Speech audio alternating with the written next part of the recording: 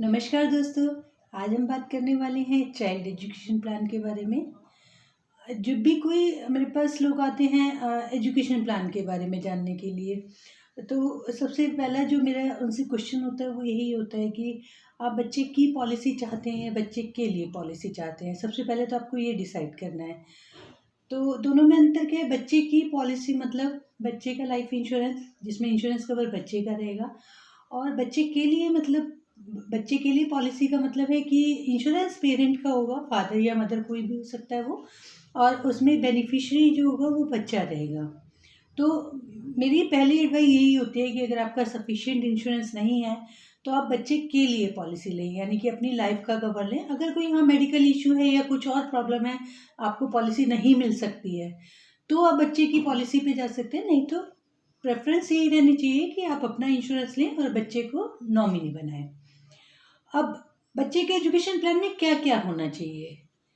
देखिए, मेरे पास बहुत सारे इन्वेस्टमेंट के ऑप्शन होते हैं, मार्केट में अवेलेबल हैं। बैंक में आरडी भी खुलवा सकते हैं और गोल्ड लेके भी बहुत लोग डाल देते हैं। बहुत लोग म्यूचुअल फंड में भी इन्वेस्ट कर देते हैं। पर टोटल जो पैकेज होता है बच्चे के एजुकेशन के लिए, उसमें क्या क्या चीज़ें होनी चाहिए? एक तो मुझे पैसा कब कब चाहिए होगा, सबसे पहला क्वेश्चन। तो मुझे पैसा चाहिए होता है जब बच्चा पहली बार ग्रेजुएशन के लिए जाता है। उस समय लगभग एज बच्चे की 18 ईयर्स के आसपास होती है, क्योंकि आजकल प्ले क्लास है, फिर प्रेप है, फर्स्ट सेकंड करते करते 12th तक पहुँचते पहुँचते बच्चा 18 ईयर्स का क्लियर करते करते हो जाता है। तो हम पकड़ के चलते हैं 18 ईयर में बच्चा ग्रेजुएशन में जाएगा। 18, 19, 20, 21 ये 4 साल उसके हमने ग्रेजुएशन के पकड़ लिए, और 22 और 23 उसके मास्टर के ले लेते हैं। बच्चे ने MBA करना है या और कोई मास्टर डिग्री करनी है, BTech MTech करना है, तो 2 साल उसके अगले हमने मास्टर्स के लिए पकड़ लिए। तो उसको टोटल 18, 19, 20, 21, 22, 23 ये 6 साल उसको चाहिए ग्रेजुएशन के लिए और पोस्ट ग्रेजुएशन के लिए, यानी एजुकेशन के लिए। और अगर आप मैरिज का भी अरेंजमेंट करना चाहते हैं तो 25 साल की एज पकड़ सकते हैं हम उसकी मैरिज के लिए। ये हमें पैसा चाहिए होता है। कितना कितना चाहिए वो आपको डिसाइड करना है अपने लाइफस्टाइल के हिसाब से, या आपके जो सपने हैं उसके हिसाब से, कि मुझे उस समय पे कितना पैसा चाहिए होगा, कितने कितने साल पे।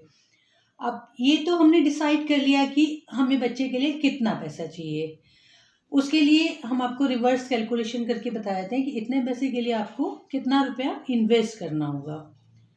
अब मुझे और क्या चाहिए अपने चाइल्ड प्लान में? देखिए, मैंने एक पॉलिसी लिया अपने बच्चे के लिए, एक इन्वेस्टमेंट ऑप्शन लिया। मैं कहीं और भी इन्वेस्ट कर सकता था, कि मैं बैंक में किया या म्यूचुअल फंड लिया या आरडी किया या गोल्ड लिया। मैं क्यों LIC में इन्वेस्ट करूं? और LIC में भी जो पर्टिकुलर आप प्लान बता रहे हैं, इस प्लान में ही क्यों इन्वेस्ट करूं?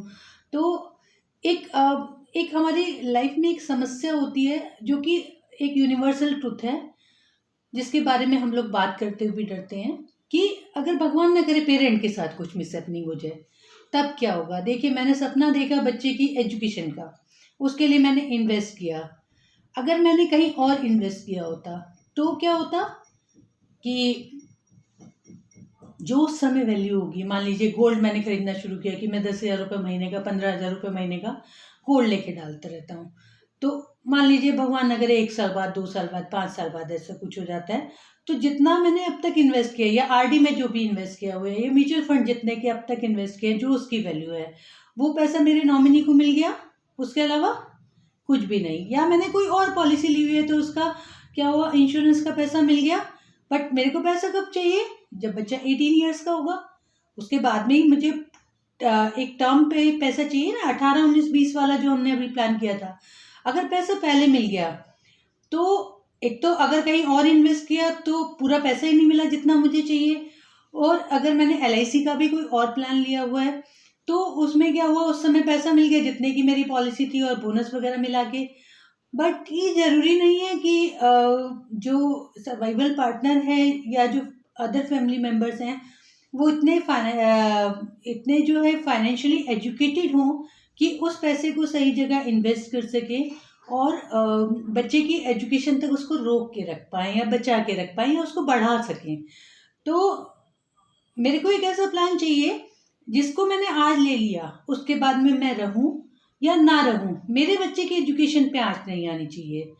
दूसरा, उसको हमने हायर एजुकेशन का तो अरेंजमेंट कर दिया, ग्रेजुएशन का भी कर दिया, मास्टर्स का भी कर दिया। अगर 1 साल बाद ही कुछ हो गया तो क्या होगा?